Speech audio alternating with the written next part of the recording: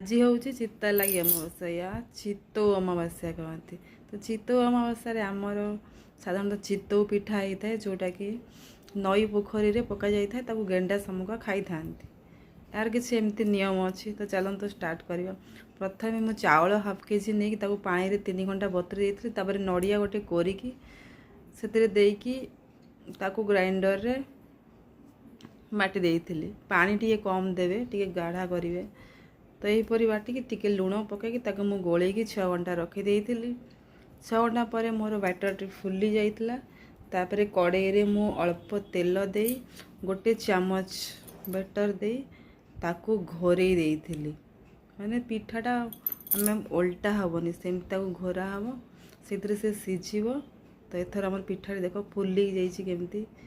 ତ ଏଥିରେ ଆମର ପ୍ରସ୍ତୁତ ହୋଇଯାଇଛି ଚିତଉ ପିଠା।